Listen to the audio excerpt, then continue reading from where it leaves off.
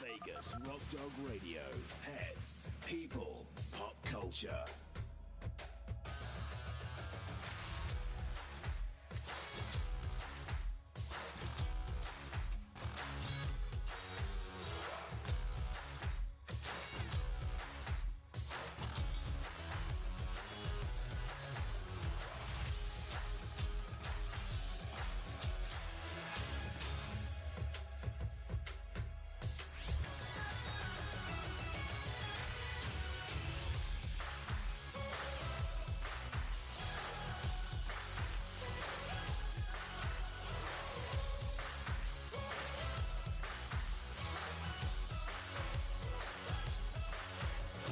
Bring on the host, Sam, the queen of rock and roll dogs. Let's bring on the host, Sam, the queen of rock and roll dogs. Vegas Rock Dog Radio. Pets, people, pop culture. Hello everyone, I'm Sam, the queen of rock and roll dogs, and the host of Vegas Rock Dog Radio. On today's show, I'm talking about stress levels in dogs after you leave them, and the relationship of children, babies, toddlers, and your pets, and how you can have a more harmonious life with all of your family members, whether they are human family members or furry family members. So welcome to the show. As I say, I'm Sam. I'm the host, the queen of rock and roll dogs, and Vegas Rock Dog Radio is a rock and roll show all about pets, people, and pop culture. Now, before we get started on anything today with this show, I have to tell you who's in studio with me today. And I'm solo today as far as the human companionship. Jim is out on tour, and many of you know he's a musician. He's out on tour right now. And we have Mr. Twix and Miss Thornton in the studio today. And I have a little story about Mr. Twix I'm about to tell you about once I give you some social media information on how you can connect with us elsewhere on the internet. Now, of course, we have our website, vegasrockdogradio.com. And typically this is where most people go to listen to the show live on Saturdays. But you could also pick up an old episode or, last week's show actually on the website too. So it's quite easy to do that. Now, of course, we will sometimes pop up on Periscope. Let's see the little pun there. And of course, you're going to find us on Facebook, Twitter, Pinterest, Tumblr, and Instagram. We do have a blog, and our blog is therockandrolldog.com. And if you do miss that show, you can also have it straight at your fingertips on your smartphone, or of course maybe on your laptop too, and you can go to iTunes, you can go to iHeartRadio, Spoke by SiriusXM, or Spotify, and just pop in Vegas Rock Dog Radio. You will find us quite easily, and immediately after the live show, that's when we throw up our archive show in case you missed the live show itself. We do have a second show. It's a very short show. It's the pet tip of the day. It's usually about 30 seconds long each episode. So you can get through quite a few episodes and keep adding new tips so that you can be the best pet parent you can possibly be. Well, like I said earlier, I got a little story about Mr. Twix. Well, I always have a story about my dogs anyway, because they're such characters. I'm sure you could all relate to that with your own pets. They all have these individual personalities and these little traits that they have, and they just make us so happy. They're so individual and so unique. Well, we had a little bit of a sad story this week. Mr. Twix had a hot spot, and so we had to make a little trip over to the vet with him. And I noticed it a couple of days ago. He was scratching his face, and upon closer inspection, he's a very hairy dog. If you've seen him, particularly on Instagram, he's quite the hairy dog. He gets groomed about every 3 weeks because he grows so quickly. So, yeah, that hair comes in very, very fast. And you have to do a lot more inspection with a dog with so much hair. Whereas Miss Thornton, she's a Jack Russell. She's a Parsons Jack Russell, so she's got that short, wiry hair, and I can always see things quite easily on her skin. But with a fluffy dog like Mr. Twix, it's a little more difficult, so you have to do a little bit more inspection. So I lifted up. He's got quite a heavy little beard, yeah. And I lifted it up. Oh, and he had quite the hot spot underneath. And I felt bad that I'd not noticed it before.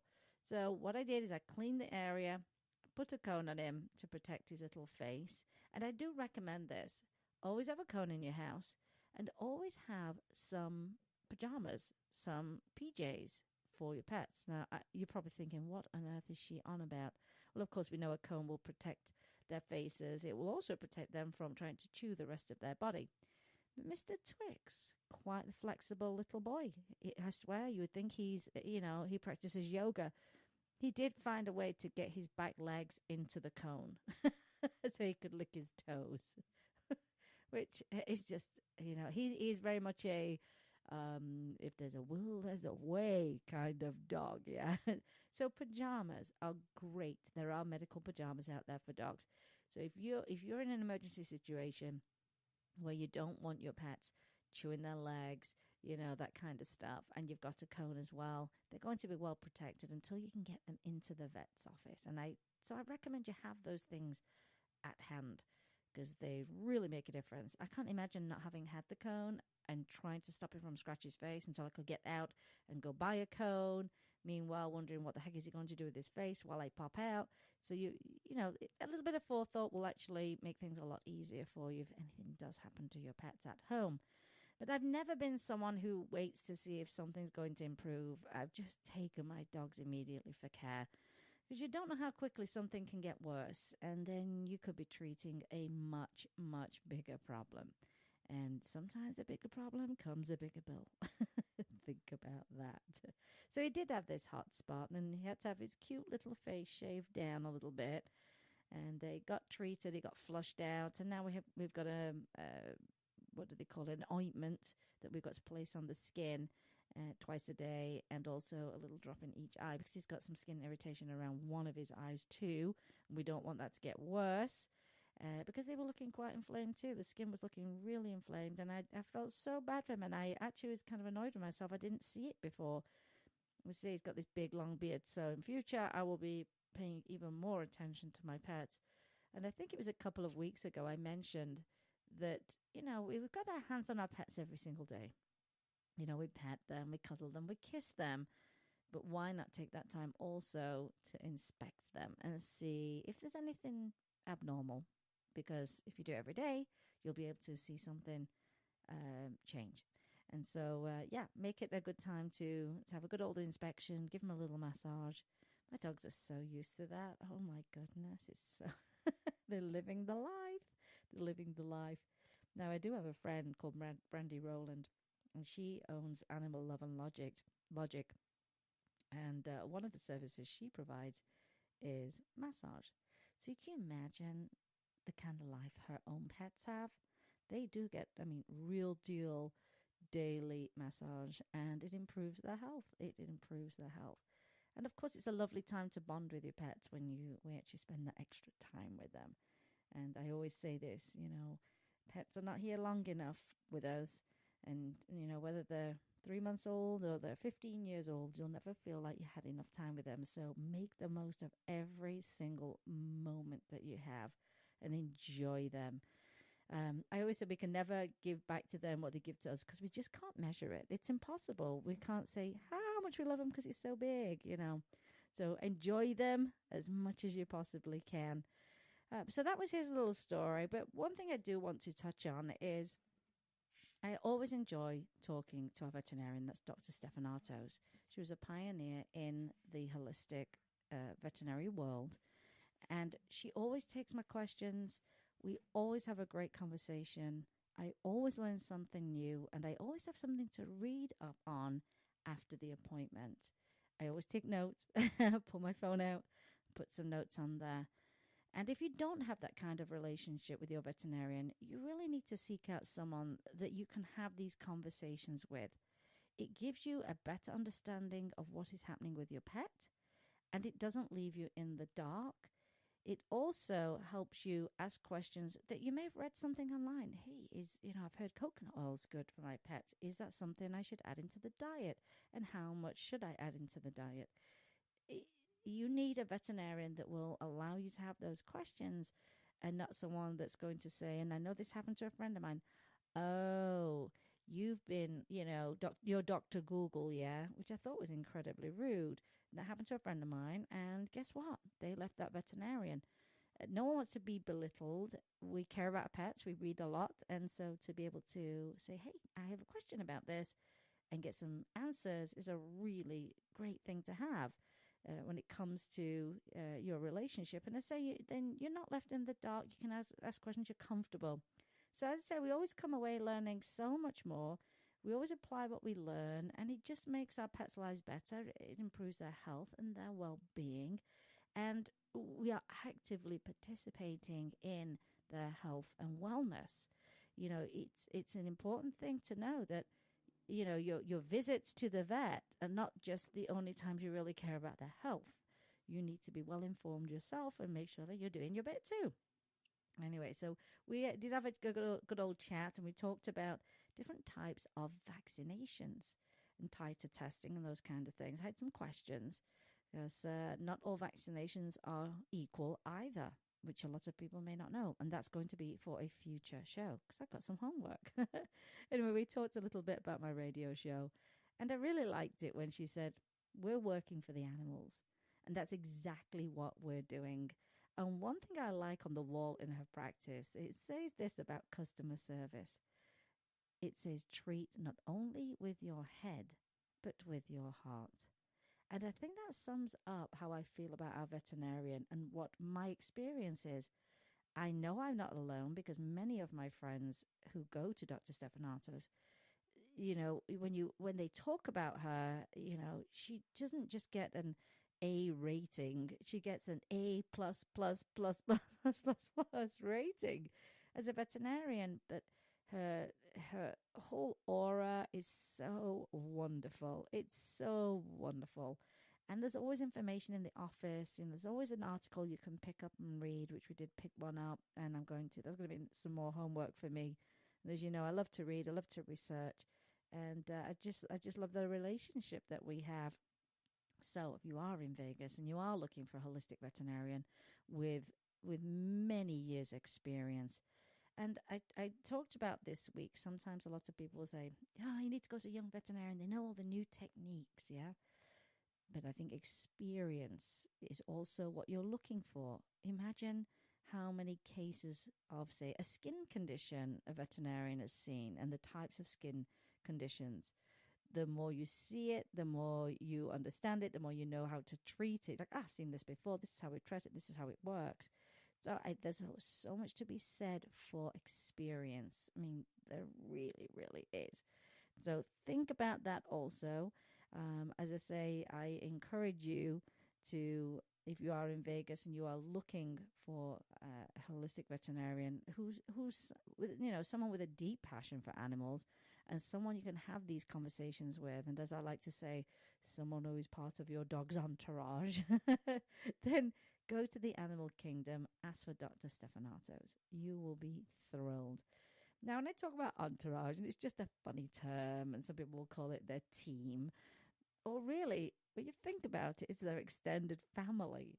Think about all of the people your dog has to interact with for their health and wellness, their grooming, their training, daycare, pet sitting.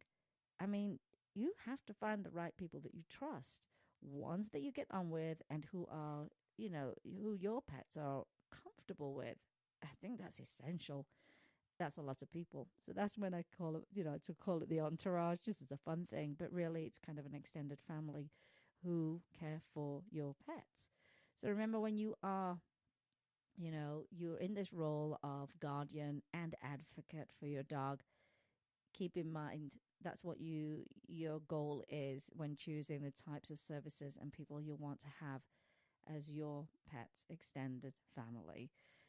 And, and don't be, if there's any kind of like gut feeling or red flag, don't go with it. Just don't go with it. You need to be 100% have peace inside and confidence. This person is going to look after my dog or my cat or my rabbit very, very well in a manner that I would look after my pets. I'm lucky we have that, in our little extended family. And think about this. You're not around. That's your dog's relationship with that person. Think about that. Your dog has relationships outside of you. But put this great group of people together that you have lots of confidence in and that your pets really, really like. And I think you'll be set. You'll be in a very, very good place. Well, I want to move on next to a study, and this is a study I read on psychology.com, psychologytoday.com, and it is should you pet your dog before an absence? It's a good study. It's something to think about. Should we do it? Should we not do it? What happens when we do it? What happens when we don't do it? Anyway, older advice, which I hear a lot, which is not to pet dogs before going out, is not supported by this new study. Glad to hear that. It's a little bit like, fireworks are going off in thunderstorms and your dog comes to you for comfort. And there's that, I'm going to call it an old wives' tale. It's a big fat myth of ignore your dog, ignore your cat. Just ignore them. Which, when you apply that to humans, would you ignore a child who's frightened to death of a thunderstorm? No, you wouldn't. You'd comfort them, and that's why they're coming to you. So that's one of those old, pet myths. And if you want to, I busted so many pet myths on the Big Fat Pet Myth Show. You can actually go back in the archives and you can find that show. One of the most fun shows that we ever do, each year. And we have a huge listenership on it. Prior to the show, and I'm getting a little bit off track here, but prior to the show, we do a poll. And we ask people, what are the myths that you've heard, about pets? And it's interesting because sometimes people will say, I heard this. That's ridiculous. But what they thought was ridiculous was actually proven, say by science, to be the case. And it is true. It is something they should do. So lots of people get to learn lots of things. And I never reply back to the poll with, you're wrong, you're right. I just want the answers. And then based on that and what people are thinking about their pets, whether it's training or nutrition or, anything to do with their pets, we then put them in the show. Oh, it's so much fun. It's so much fun. So this is, this is one of those myths, old advice, where it says they can't support with this study about don't pet your dogs or your cats before you go out the house. So here we go. Here is the actual study itself. Dogs form an attachment to their owner and as a result can find it stressful to be separated from them. I think many of us will recognize that. It used to be conventional wisdom that you should ignore your dog before you go out. But a pilot study finds gentle petting of dogs before a short separation makes them more calm than if they were ignored before the separation. Now, separation-related issues are a welfare concern for dogs, and it may affect the human-animal bond. But how to help dogs who don't have separation-related issues has received very little attention. So, dog in a normal state at home doesn't have separation anxiety, but what happens when you say goodbye? What is the effect? So this new study is by Dr. Chiara Mariti et al., published in the Journal of Veterinary Behavior, and looks at the effects of gentle petting on dogs and their stress response to separation. As it is a pilot study, there were only 10 dogs and there were 7 owners. The study took place at a field, which was a neutral location, away from the dogs' homes where they were used to being left, and the dogs were on leash. So they weren't in the home environment. So everybody's in the same environment. All dogs took part in 2 conditions. In the gentle petting condition, the owner spent 1 minute petting the dog before going away and leaving the dog with the experimenter. In the neutral condition, owners ignored the dog for 1 minute prior to going away and leaving the dog with the experimenter. So you've got 2 scenarios there. Both absences lasted for 3 minutes, during which the owner went and stood behind a shed where they were not visible to their dog. Although the researchers say there probably was not a scent cone indicating to the dog they were close by, of course, this cannot be ruled out, they said. But the experimenter simply stood still, held the leash, until it was time to call the owner back. And the scientists looked at dogs' behavior during the absence, and that included heart rate before and after, and salivary cortisol after the absence. The dogs were not highly stressed by the separation, as shown by low salivary cortisol levels and by their behaviors. However, they spent a long time looking for the owner in both of these conditions, which was almost half of the absence. So they said round about 84.5 seconds in the petting condition and 87.5 seconds in the neutral condition.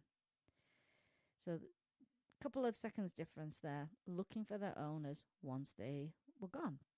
Now, when dogs were petted before the absence, they spent more time showing calm behaviors during the absence, and their heart rate was lower after the test compared to when they were ignored before the absence. Calm behaviors were lying down, sniffing the ground for a period of 3 seconds or longer. Sniffing for a shorter period was seen as a stressful signal, as sniffing can be a sign of stress in dogs. So you've got to also know about body language when you do these kind of studies. Now, this is how the paper concludes. This pilot study suggests that petting a dog before a brief separation from the owner may have a positive effect, making the dog calmer during the actual separation itself. And further studies, of course, are needed to analyze more in-depth effectiveness, especially in dogs affected by separation anxiety. Now, in the past, if people's dogs had separation anxiety, they were advised to desensitize the dog to signs of imminent departure, such as putting your shoes on. You'd have to throw them in the garage and put them on in the garage. And this is not been tested and does not make sense given that predictability is important in helping to reduce stress. There's also the risk of sensitizing the dog to these cues as well. So I know my dogs, they know all our cues, but if we changed our cues, they would soon cotton on to us and they'd know exactly what we were up to. Honestly, our dogs understand our body language. There don't have to be words. We don't have to spell out the words. We don't have to be grabbing shoes. It's just the way in which we move, they know what's going on. There's no conning my dogs whatsoever. I know you can all relate to that. And sometimes I think they can read our minds. I will look at my dogs and say, and I'm not going to say the word because they're in the studio and it'll get crazy, but do you want to go for a WALK? Which I actually do think they can actually spell as well. But in my mind, if I look at them and I say that in my mind, they start moving around. It's really interesting. It's really interesting. So, and I love that. I love it. They're probably reading us way better than we're reading them, in all honesty. Well, I'm glad to say that I have been petting my dogs all along. But I also do this for a reason that should anything happen to me or my dogs, that the last thing we ever said to each other was how much we loved each other. And so even if the study says something slightly different, I can't imagine not saying those things to my dogs. And I love that. They get a kiss. I tell them how much I love them, and I'll see them later. And I know I'm not the only person that says, I'll see you later. So there you go. So if you've been ignoring your dog, you are advised to do some nice, gentle petting. Tell them how much you love them prior to leaving. It will keep them more relaxed. So I really enjoyed reading that particular study. And of course, with anything I talk about in the show, the links will go up on the show notes itself. And you'll be able to click on those if you want to read them further. Well, let's move on to family. I don't have children. You know, I have furry children. But I've many friends with children and pets. And I can't say, of course, I've had the experience of bringing a baby home. However, what I do see over and over again is where people don't know what to do when their new baby arrives. And what are they going to do with their pets? And generally, they just bring their baby home and just hope and see if it all works out. Personally, and being the type of person that I am, I like to be well prepared. I mean, I have what we call protocols in the house. Protocols, it's just a funny word. But basically, if we always do it this way, we'll never make a mistake. when it comes to our pets. And the main protocol we have is we never open the door to our house unless that garage door is down and touches the ground. Whether we're going in, whether we're going out, we do not. I mean, I think it makes Jim crazy. I think it does. And I just said, don't deviate from the protocol, because that's when you'll make a mistake. And you don't want a mistake. You can keep your pets safe and not make those mistakes. So I do have these protocols. So for me, I think, oh, that's really risky. Like, you're just going to hope it all works out with your baby and, and your pets. And obviously, it's risky for the safety of your baby. And secondly, what if it doesn't work out? And then you just think, well, I've got to get rid of my dog. I mean, that's a terrible scenario as well. And our families comprise of people and animals. And there is a way to make it all work. And this is where I do have some good news for you. You can have a plan in place prior to your baby's arrival. And Family Pause is going to be your lifeline, your resource. It's going to help you tremendously with this massive change in your life. And I followed their organization for quite some time. And let me tell you a little bit about them. And they're called Family Pause Parent Education. And Family Pause Parent Education is the parent organization of 2 international licensed programs. Dogs and Storks, as in, the baby came by the stork, and Dogs and Toddlers. Now, they provide specialized programs for new and expecting families with dogs. They offer a wide range of support to families, dog professionals, and childbirth professionals to support success between babies, toddlers, and family dogs. You may have no idea this even exists. So I just think this is a really great resource for everyone.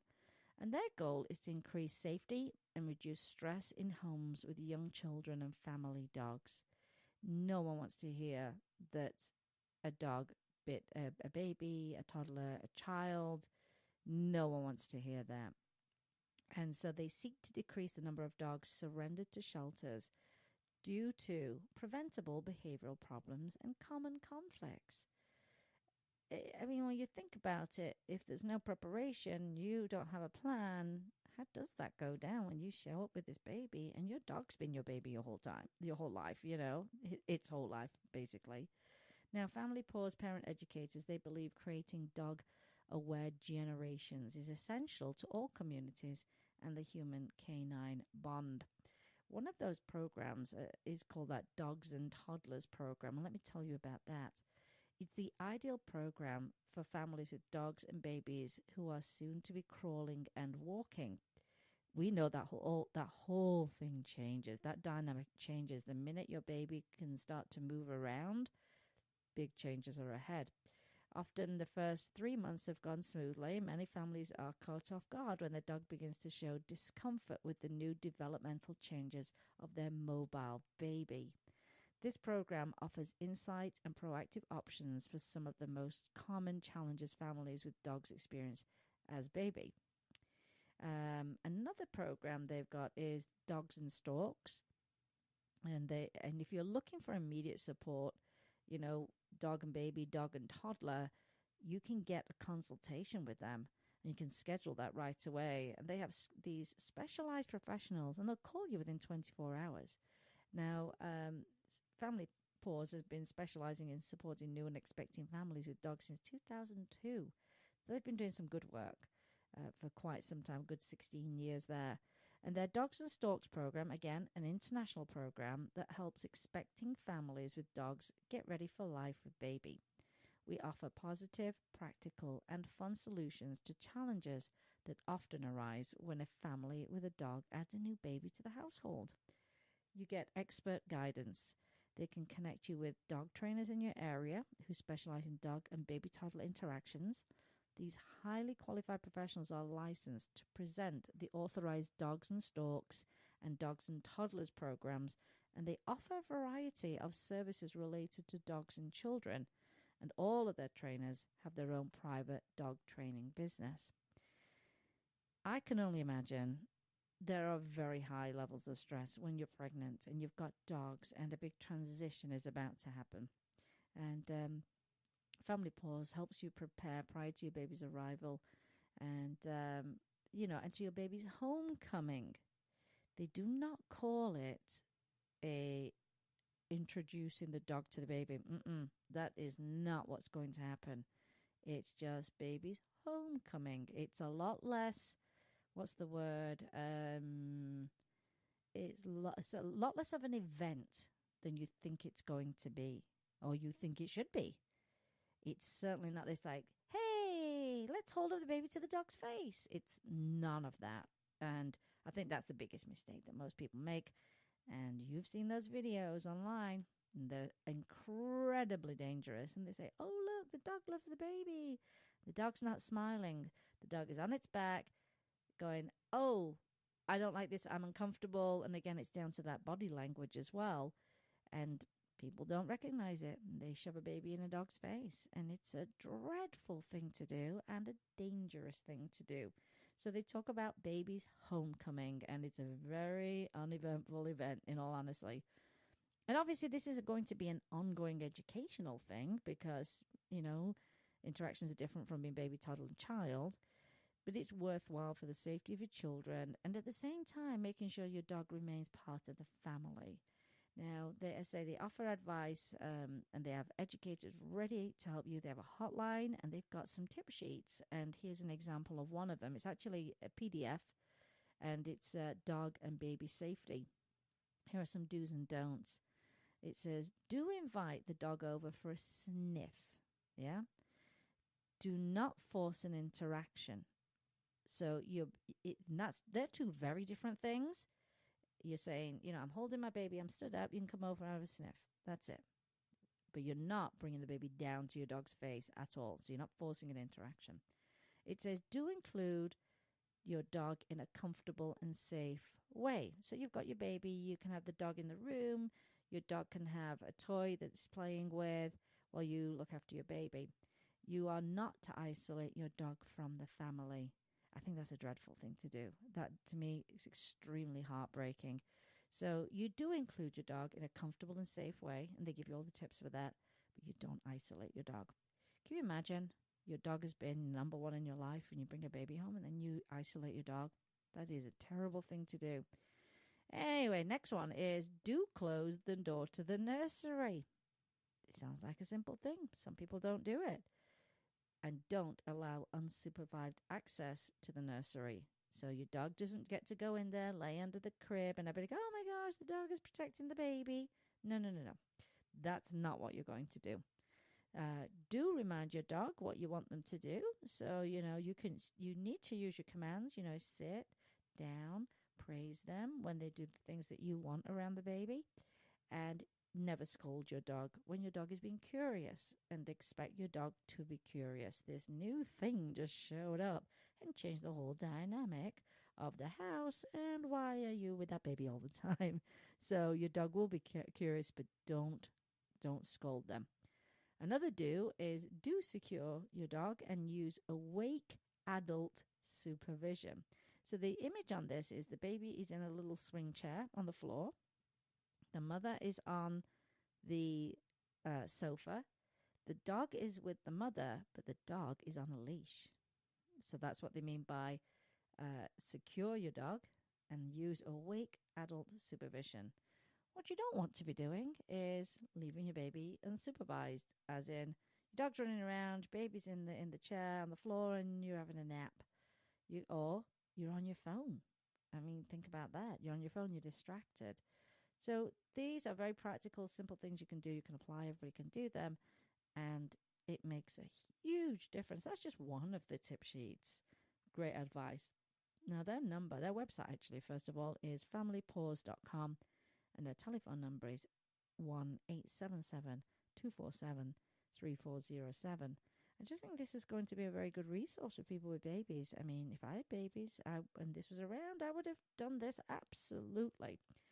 So if you are about to have a baby and you've just had your baby and then your baby's turned into a toddler and you feel like some extra help, I do recommend that you follow Family Pause on Facebook. You're going to get lots of information through their page and, of course, through their website. I'll put all the links up in the notes. And remember, they have that hotline, so you're not alone.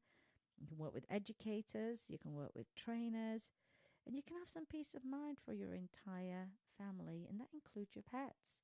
And I just love the fact that this is about keeping your pets in the house. This is specifically dogs, and you'll have some confidence and be able to keep everyone together. So I think it's a great organization. I don't think there's enough emphasis on this, in all honesty. I really feel like, yeah, we need to bring this to the forefront, and I really should reach out to Family Pause and have them come on the show, and we'll talk a little bit more. I have asked friends in the past, what's your plan? Well, I don't have a plan. I don't know. Just hope it works out. And yeah, I don't think that's a plan, really. So there you go. I think this is going to probably be my last topic of the day. Oh, I had a couple of updates actually. We usually do a little like weekly update because so much happens around here in the week. I have a review coming out for 4-legger shampoos. Oh, you're going to be so excited when this review comes out. Been testing the shampoos this week with my 2 dogs. They have an extensive line covering many issues, from skin issues to dogs who need, hypoallergenic shampoo. I'm very impressed. I'm very, very impressed. As you remember, a few weeks ago, I did a show on shampoos, pet shampoos. Is your pet shampoo toxic to your pets? And the majority of them, I'm talking just about all of them, is yes. Because of the chemicals in them. We did lots of research on those, read up about them. It was pretty awful. Quite alarming, actually. And there we were on the search for a shampoo. And we found the only USDA organic shampoo. And I'm going to be very excited when we get the review up. It's going to go on the blog. It's also going to go in video as well. But as I say, got to test it out, make sure it works. I would never recommend a single thing to any of you that I would not use on my own pets. And here's the thing, I also won't test anything on my pets. I can read a label. I can read a label. If I see anything on there and someone wants me to review it, I will not do it. If I see anything, whether it's in food or whether it's in a product like a shampoo, I will not even test it because that's my red flag straight away. So, yeah, it does narrow down the products. You know what? We do all the hard work for you. We take out all the mystery, make your life so much easier when it comes to the products that we believe in. So there you go. That's going to be coming up, and that's 4-legger. And we're also going to be able to give you a 20% off code so you can buy your own. But anyway, look out for that. And I'll probably announce that. I'll definitely be announcing that on Instagram. I love Instagram. I just love Instagram. We'll announce that on Instagram and put the links up also on Facebook. But Instagram is kind of our main thing right now. So if you haven't followed us yet, just look for Vegas Rock Dog and you'll find us. And also make sure you tag us in your pet's photos. It's an easy way for us to see them. So that's my review update. We already talked about Mr. Twix and our vet visit. And yeah, this is going to be my last topic after Family Pause. And I found this on Canine Correspondence. It's quite an interesting read. And here's a rat study. The rat study seems to indicate that the genetic material that is passed from generation to generation can actually adapt to environmental influence in a way that maximizes survival for the subsequent generations. That was the longest sentence ever. This drops a bomb in the already contentious nature versus nurture debate and has given scientists and dog breeders pause for thought. Now, do we not only have to consider the rearing of the puppies and the care and comfort of the mother, but of the father and both of the grandparents, and who knows how far behind that? The influence of environment on the genetic material of fathers has been demonstrated again and again in humans, although the mechanisms for this change are not yet well understood.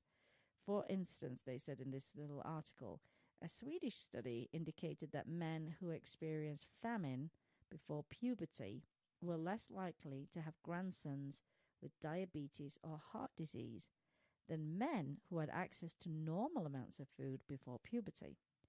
A study in the UK found that fathers who began smoking before the age of 11 were more likely to have obese children. It's interesting, isn't it?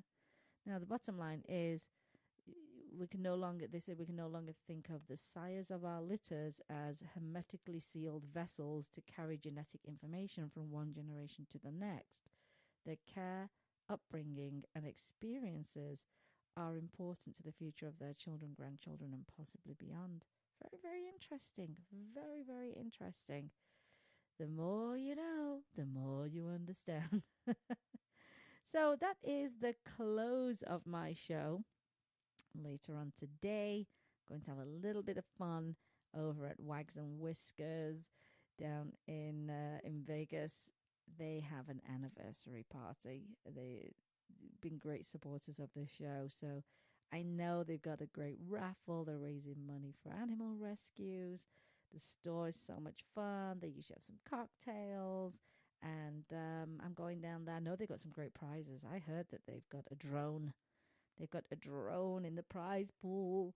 So I'm going to be popping down there. So if you are available, I think it goes on all day, actually. Wags and Whiskers.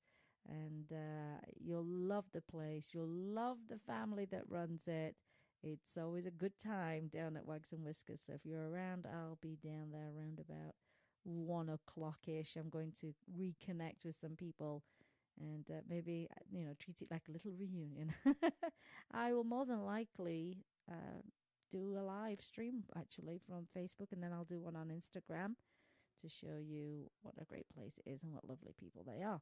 So hopefully I get to see you down there. Well, remember, you can help an animal in need, always, by either rescuing, adopting, donating, or volunteering, and sharing their information. Sometimes people don't realize, seriously, a share on social media, oh my gosh, it can get a dog or a cat in front of someone's face online and they go, oh, that's my dog. I'm going to go and adopt that dog. It does work. It makes such an impact. Ooh, and while we are talking about that, thank you to everyone who shared the information for Truffles last week. Truffles was one of the beagles with the Southern Nevada Beagle Rescue, and Truffles was out on a trial adoption for a couple of days. And she's a little skittish because some of these dogs came from basically a puppy mill in, backwoods. I mean, not a good situation. So a little bit skittish. And the potential adopters were given the information. She's skittish, so this gate cannot be open, this cannot be open, do this. Do you have anyone coming around to do any kind of services, like bug services, anything like that? And what happened was they opened the gate when the bug guy showed up, and off she went. She was gone for 2 days. And we were 100 degrees the other day, so she was out day and night. And luckily, she was so exhausted, someone managed to get her in her car. But what we did was we asked people, please share this. Don't like it, just share the information. And then I started reaching out to drone people. And Drone Up, big shout out to Drone Up, who responded straight away to see if we had a Vegas team who could help. And I can't say enough. So sharing the information, whether it's for adoption or a lost dog or cat, really makes an impact. Anyway, she was found. She came home. She had a broken leg, that poor girl, and she had an injured paw. Completely avoidable, especially when you've been instructed, keep gates locked. Don't open doors when people come for services. Here's another thing too. If you have a doggy door and you've got a window cleaner coming over or your gardener, lock your doggy door. Make sure your pets are inside. Do not rely on service people to lock gates. That's ridiculous. Keep them inside until services are done. You can completely avoid the heartbreak. And luckily, she was alive. But you don't know. I mean, we're in an area with coyotes. She was exhausted. Who knows? She could have been just a sitting target. So thank you to everyone who shared. It was a lot of people. It's a great community we have out here. So thank you very, very much. Very, very much. rescue your next family member. We love that. And replace the word shop with adopt whenever you can. And be kind to all animals. Now, when I say replace the word shop with adopt whenever you can, people still like certain breeds, and people will want to look for a certain breed. And if they can't find it in the shelters, which, trust me, you can pretty much, they will go to breeders. But please, we want you to go to real breeders. You need to ask to see the mother and the father of the puppies and where they're living. And if someone doesn't want you to come over, you don't get to see the parents, and they're not registered as breeders, and they're kept outside, then stay away. Stay well away. I think it would be foolish of us to pretend that people will people won't go to a breeder. I mean, that's a little bit foolish, but if we can guide them in the right direction to good breeders, that's what we should do. I think that's being realistic, in all honesty, so that. But if you can adopt, we love you more for that. We really do. And of course, be kind to all animals. Well, thank you for listening in today. Big hello to our new listeners. Big hello to our regulars. I put up a map the other day on Instagram of all the countries where we have listeners. It's a lot of countries and a lot of people. And I appreciate you listening to the show for the last 6 years. And we're just going to keep this train going, working for the animals, like my veterinarian said. So thank you for listening in. Take a moment to like our Facebook page. Follow us on Instagram and Twitter. Don't forget to post pics of your pets. We love to see their little furry faces, or their feathered faces, or their furless faces. And thanks to my dogs for being the greatest company anyone could ever have in the studio. And you guys obviously have been a huge part of the show. Today you've been listening to Vegas Rock Dog Radio, where it's all about pets, people, and pop culture. I'm your host, Sam, the queen of rock and roll dogs. And always kiss your pets good morning and good night. And I'll see you next time.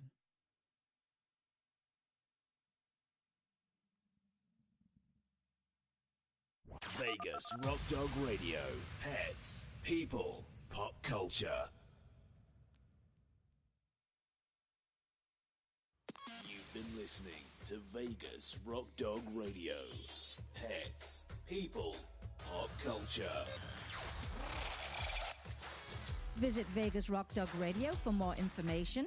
Find us on Facebook, Twitter, and Instagram. And subscribe on iTunes and iHeartRadio. And remember, give your fur babies a big kiss from me, Sam, the queen of rock and roll dogs. You must not rely on the information in this broadcast from our host as an alternative to medical advice from your veterinarian. If you have any specific questions about a medical matter regarding your pets, you should consult your veterinarian or specialist.